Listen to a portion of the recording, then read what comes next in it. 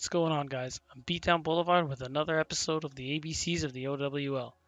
If you want to watch the Overwatch League but don't know very much about Overwatch, check out the first episode of this series linked below. Today we're going to talk about characters types. In Overwatch there are 4 character types: attack, tank, support, and defense. This is pretty straightforward. Attack characters do the damage and have lower health pools. Tanks have the big health pools and some sort of shielding capabilities to make space so the DPS can do the damage.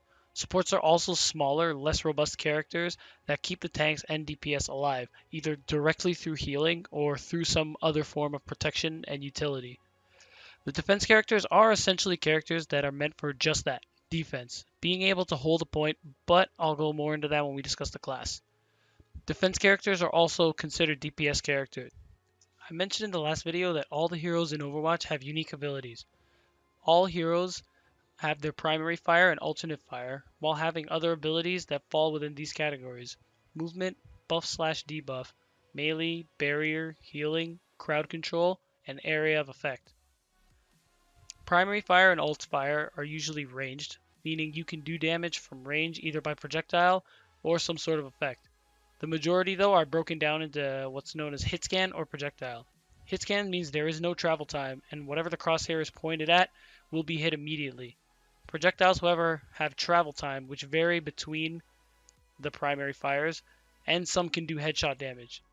Hit scan can also have what's known as damage falloff, meaning the farther the ability travels, the less damage it will do when it hits the target. Also, every character is capable of doing a quick melee, and no matter what character, they all do the same damage. It should also be noted that not every hero has an alternate fire. And there are primary fire weapons that fire beams which emit damage over a short distance. Movement abilities are pretty straightforward. They give the character the ability to move better in any way, such as increasing speed or getting to places you can't get to by walking. Buff/debuff are simple too. It simply either increases or decreases the capabilities of another character. How varies between the abilities. Melee abilities are abilities used within a short range, generally arm's reach. Barrier abilities employ barriers of some kind used to block damage. Healing abilities are used to replenish health. Crowd control abilities are abilities that restrict, reduce, or prevent movement and the use of weapons and or abilities. They can also displace the enemy position with what's referred to as a knockback, but might move the enemy in a variety of directions depending on how they're used. Area of effect abilities simply mean that it affects multiple targets within a specific area. It can be on the path of the projectile or the surrounding zone of a hero at the point of contact. There are 3 types of ultimates in the game, and they are transformation, channeled, and cast time. Transformation gives the hero passive upgrades while letting them use their regular abilities without restriction, after a brief transformation animation. Channeled ultimates force the hero to enter a new state where their ability is channeled for the duration, restricting all their other abilities.